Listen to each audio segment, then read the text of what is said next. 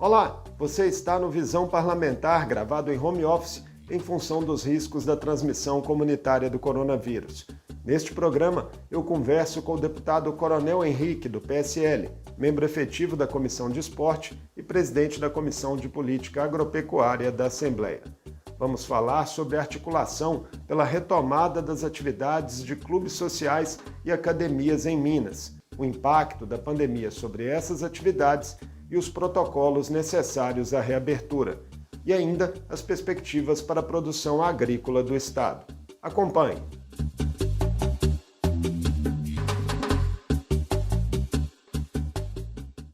Deputado Coronel Henrique, é um prazer recebê-lo mais uma vez no Visão Parlamentar. Muito obrigado, Marcos. Muito obrigado por essa oportunidade. É sempre muito bom falar com os telespectadores da TV Assembleia. Deputado, em Belo Horizonte, os clubes sociais e academias de ginástica estão fechados desde meados de março, em virtude da pandemia do coronavírus. Situação que se repetiu em algumas outras grandes cidades. Em Divinópolis, por exemplo, academias e clubes chegaram a ser reabertas, mas tiveram que fechar novamente com a mudança de protocolos. O senhor tem se reunido com representantes do setor em uma articulação pela reabertura. Como nasceu essa mobilização da categoria e essa interlocução que o senhor tem feito? Bem, Marcos, desde o início de junho, quando inclusive tivemos uma audiência pública presencial na Assembleia, eu como membro efetivo da Comissão de Esporte, Lazer e Juventude, nós já trouxemos esse tema para discussão. Naquele momento, representantes de clubes, representantes da Federação de Clubes, do Conselho Regional de Educação Física e também das academias já se mostravam ansiosos pelo retorno das suas atividades, pois além de uma atividade econômica, caracteriza-se também como uma atividade de promoção da saúde. E desde aquele momento, continuamos em conversas junto com o governo do Estado. Eu apresentei 2 requerimentos para o secretário de Estado de Saúde para que essas atividades pudessem retornar de uma forma gradual e segura, garantindo à população mineira a possibilidade da recuperação e da manutenção da sua saúde através das práticas esportivas.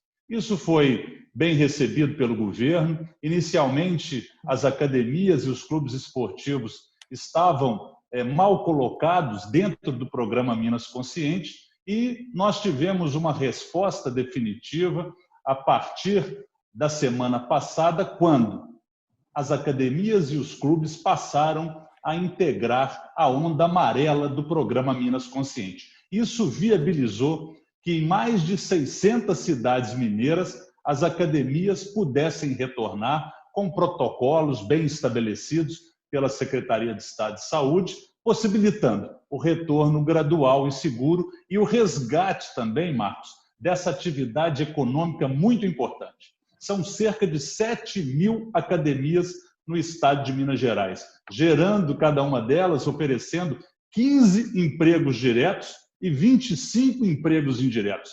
Nós estamos falando de mais de 100.000 empregos diretos e mais de 200.000 empregos indiretos. Não só como atividade econômica nessa retomada, mas, sobretudo, viabilizando a saúde física e mental dos mineiros e mineiras.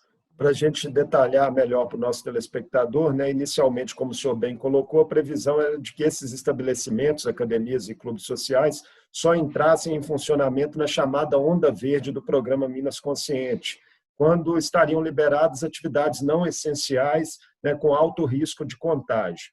Agora, essas atividades foram reenquadradas na onda amarela, em termos práticos, várias cidades já têm as suas reaberturas dessas atividades e em algumas delas isso ficou mais próximo, deputado? Esse reenquadramento permite uma perspectiva, por exemplo, de uma revisão aqui em Belo Horizonte. É uma situação que depende da prefeitura, mas como é que o senhor vê essa questão? O senhor acha que é um incentivo para que outras cidades onde essas atividades ainda estão fechadas também passem a olhar, analisarem de outra forma a situação desses espaços?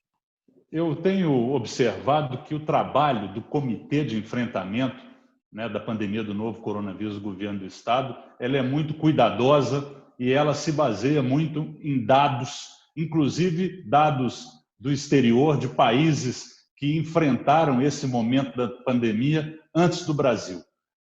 Dentro dessa perspectiva, considerando o momento da pandemia no Estado, considerando uma expectativa de estabilização e até de queda, né, do número de casos, considerando também a ocupação de leitos, tudo isso ofereceu a possibilidade que essa perspectiva fosse passada para cada município. Nós sabemos muito bem que aqueles municípios que aderiram, né, ao programa Minas Consciente, cabe agora decisão a cada prefeito. O caso de Belo Horizonte é uma situação particular em que existe essa ação paralela da prefeitura e cabe ao prefeito municipal e à sua equipe decidir. Mas, como você bem disse, não resta dúvida que, a partir do momento que outras cidades do Estado estão adotando essa prática, os outros gestores se sentem mais seguros para permitir também esse retorno, como eu sempre digo,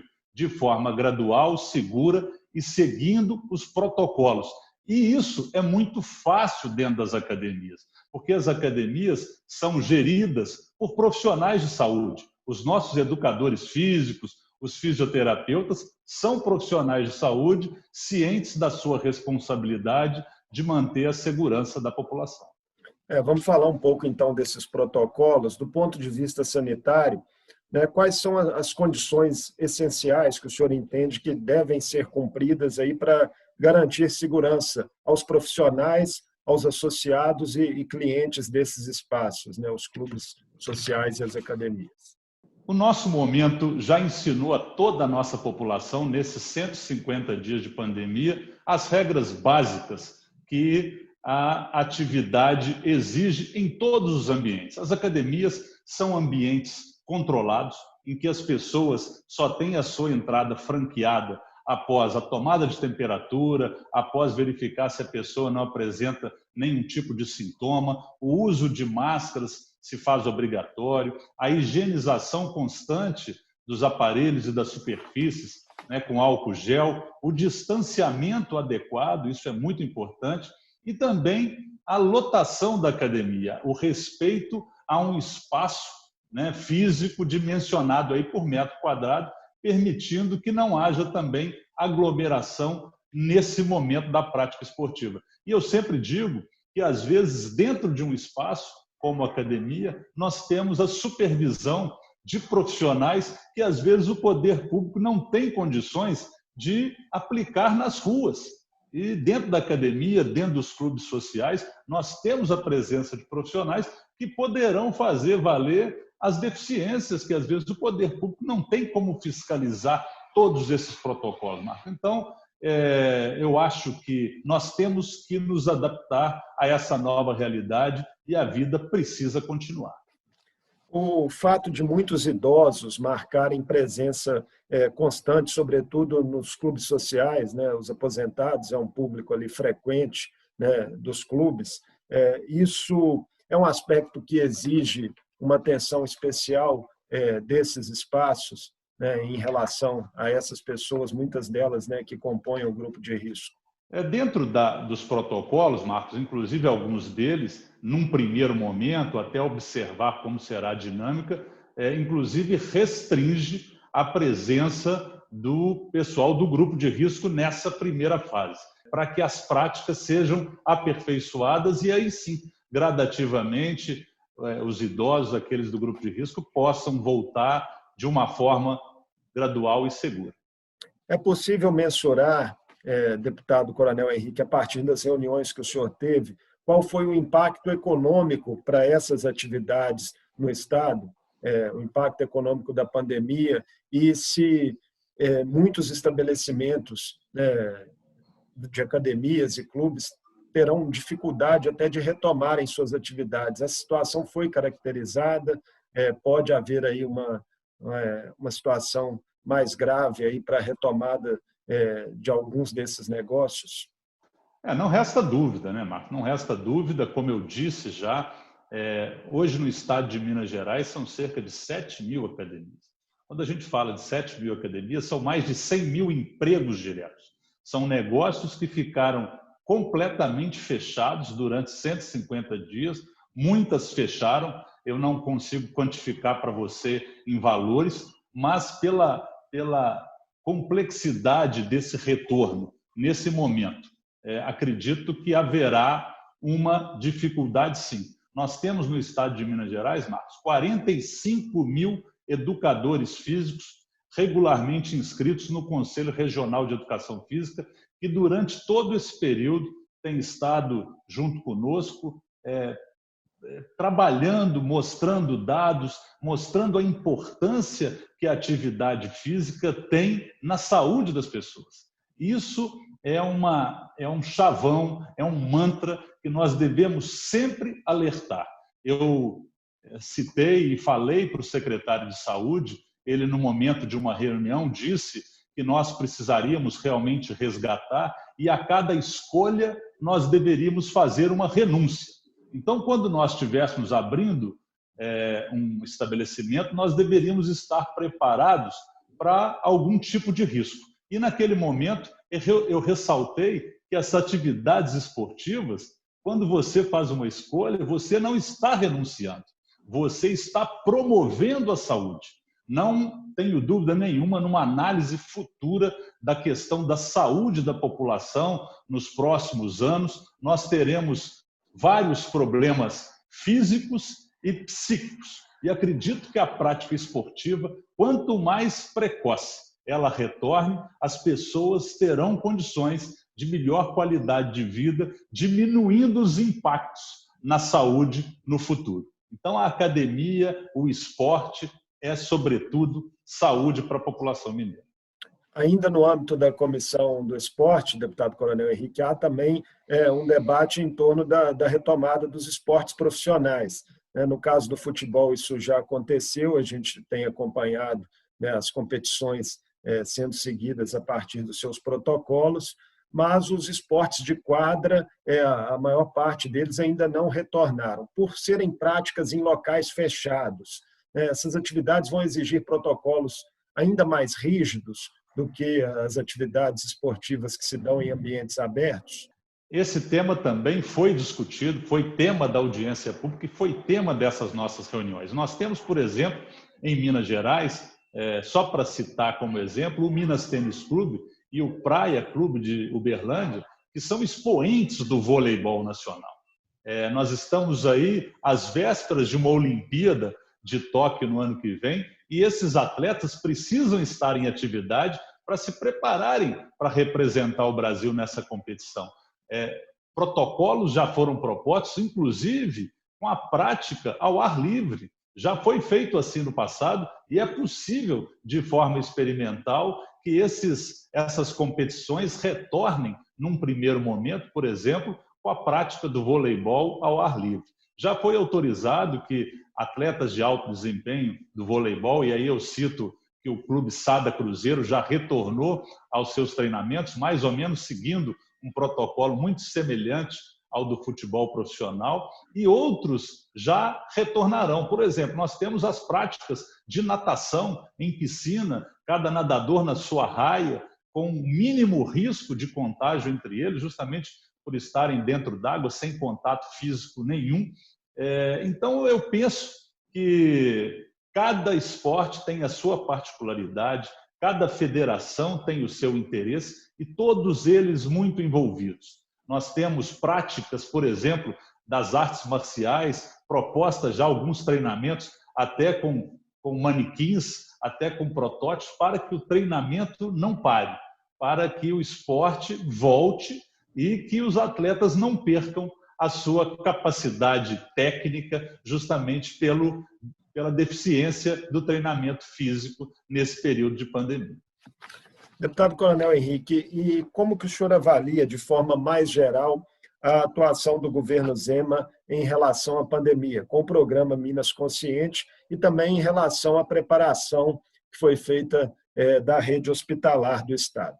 Minas Gerais é um caso à parte. Nós somos um estado de dimensões, nós temos o dobro da Itália, nós temos somos maiores que a França, que a Alemanha, nós temos 853 municípios, então não tenho dúvida que era um grande desafio para os nossos gestores. Com todas as nossas deficiências do sistema de saúde, eu vejo que o programa Minas Consciente foi uma feliz escolha do governo do Estado. A preparação, a preocupação constante com essa retomada, a reequipação, né, a busca de colocar novamente equipamentos, favorecendo a melhoria do nosso sistema de saúde, aquela ideia de achatar a nossa curva, mantendo o distanciamento inicial nessa fase inicial da pandemia, o distanciamento social, permitindo que essa curva não tivesse o pico e que o nosso sistema de saúde estivesse preparado para o enfrentamento à doença. E hoje nós temos uma realidade que é Minas Gerais com a menor taxa de mortalidade do Brasil. Isso não foi coincidência. Isso foi fruto de um trabalho sempre pautado pela prudência. O governo foi muito prudente, muito planejamento, mas, sobretudo, a presença de pessoas técnicas nas áreas técnicas. Cada um respondendo pela sua área, a saúde, a logística, e o Estado não parou. O Estado não parou. Os dados mostram isso nos outros setores. Nós tivemos, por exemplo, o anúncio recente de um plano de obras de infraestrutura no Estado que estavam sendo planejados durante esse período. Cada secretaria trabalhando, e eu sempre digo, Marcos, que não é momento de comemorarmos nada, não é em sentido de comemoração, mas são constatação de números que nos indicam esse caminho de um trabalho sempre coerente e ouvindo sempre, e aí eu gostaria de destacar o papel da Assembleia Legislativa nesse processo. No início da pandemia, diversos secretários estiveram presentes no plenário e nós, da Assembleia Legislativa, pudemos contribuir com projetos de lei, com declarações de calamidade pública do Estado e de municípios, e isso numa ação conjunta do Executivo e do Legislativo. Nós tivemos esses indicadores que são fruto desse trabalho unido e com planejamento. Alguns especialistas, deputado Coronel Henrique, fazem ressalvas a essa situação de Minas Gerais, que de fato tem números melhores do que outros estados, alegando que o estado testou pouco, né, que teve um baixo índice de testagem da população. As explicações que secretários deram, inclusive na Assembleia, né, o secretário de Saúde prestou em relação a esse assunto, o senhor considera que foram satisfatórias? Enfim, a estratégia que o Estado optou de testagem?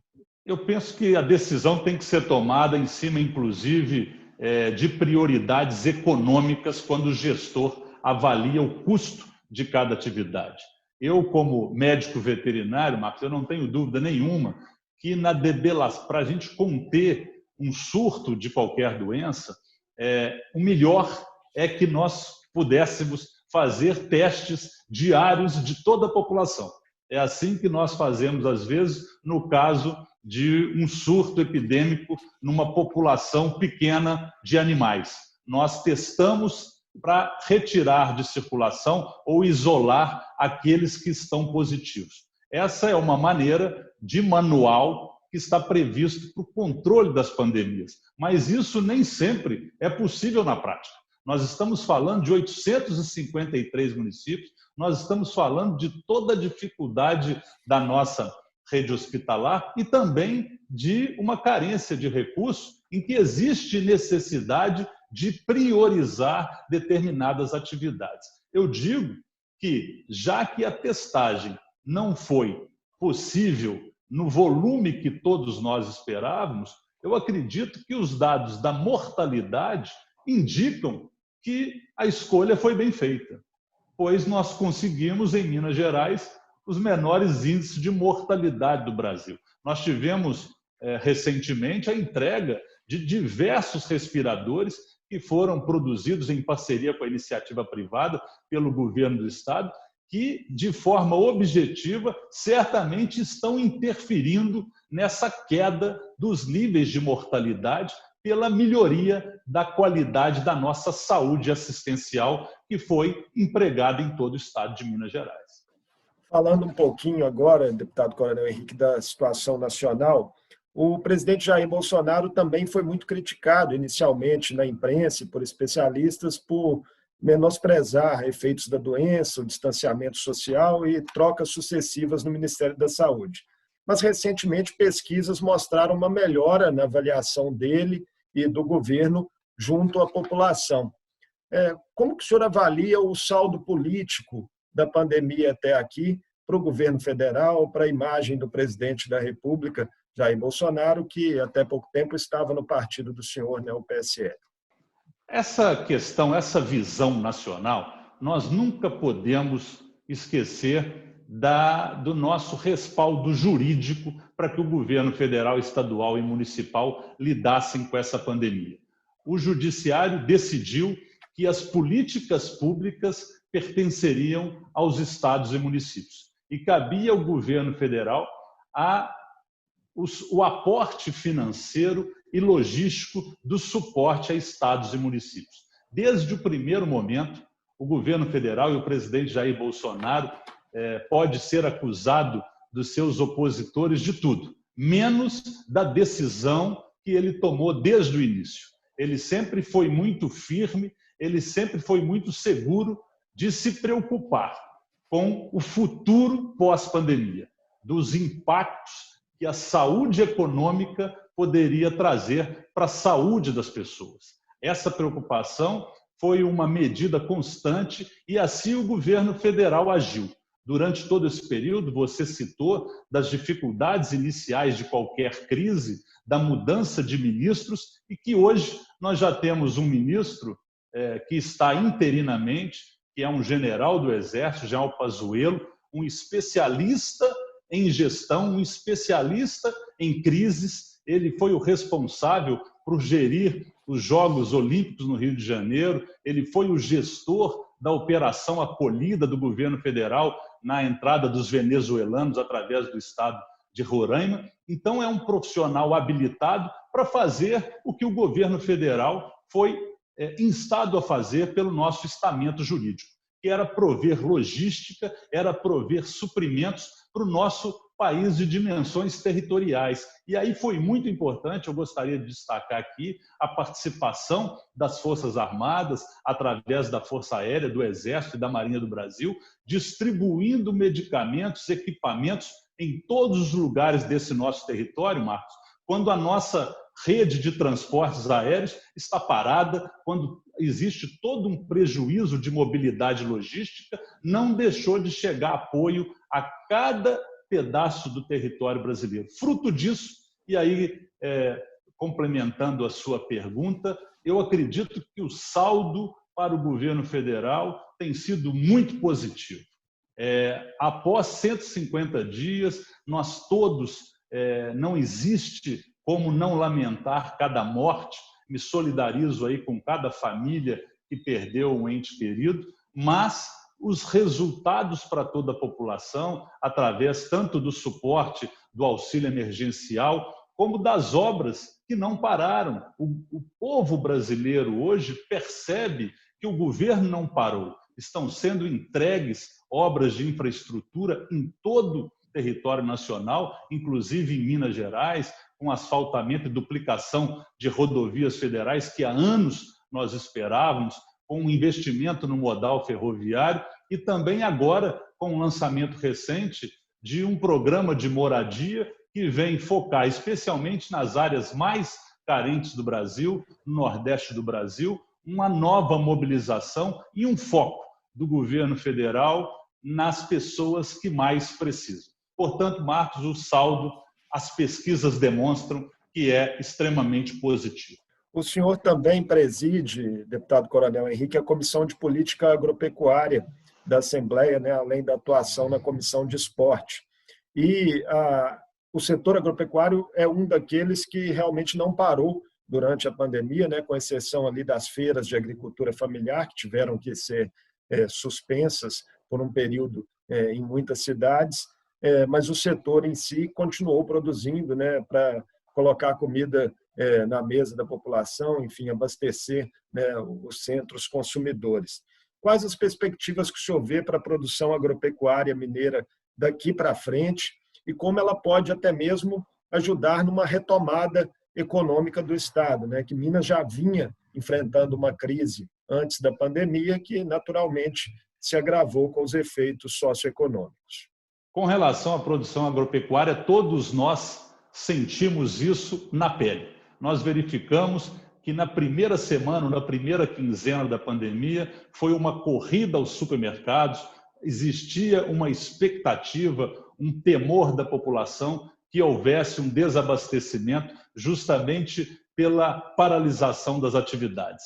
E o nosso produtor rural, o nosso setor do agronegócio mineiro e brasileiro, deu demonstrações que está apto a responder nessas situações de calamidade e de guerra como nós vivemos e estamos vivendo. Em momento nenhum faltou esse produto nas prateleiras do supermercado. O produtor rural, toda a logística, as agroindústrias, todo o setor do Estado relacionado com a inspeção sanitária, aí eu destaco, através da nossa Secretaria de Agricultura, Pecuária e Abastecimento, as nossas agências, a EPAMIG não parou com as suas pesquisas, a Emater, com assistência ao produtor rural, e o Instituto Mineiro de Agropecuária, que possibilitou que a cadeia logística do suprimento não parasse. Também o transporte desses produtos, no início nós enfrentamos dificuldades com as barreiras sanitárias que eram colocadas no município. Nós discutimos também, Marcos, o risco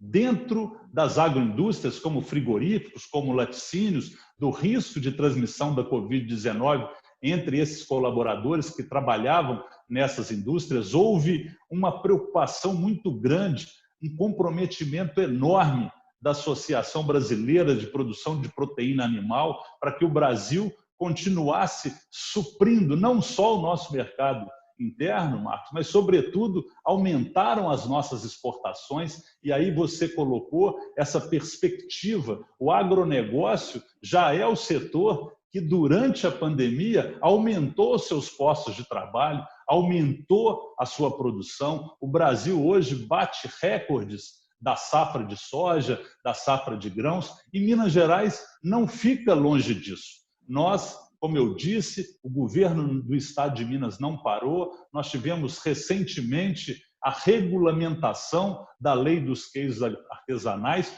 o que vai abrir um novo cenário. Essa regulamentação da lei dos queijos artesanais é um divisor de águas para o produtor de queijo de Minas Gerais. São 30 mil produtores de queijo em Minas Gerais. São 30 mil empreendedores rurais que poderão passar a agregar valor ao seu produto.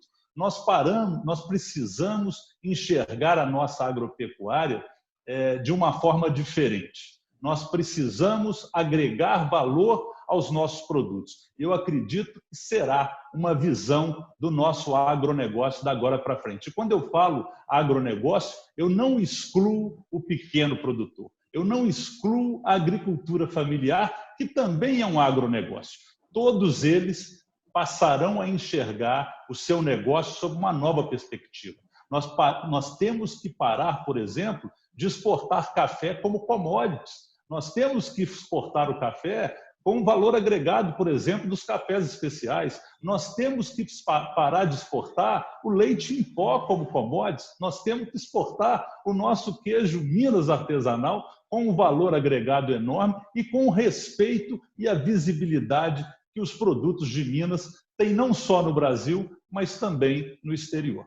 Deputado Coronel Henrique, muito obrigado por participar conosco do Visão Parlamentar.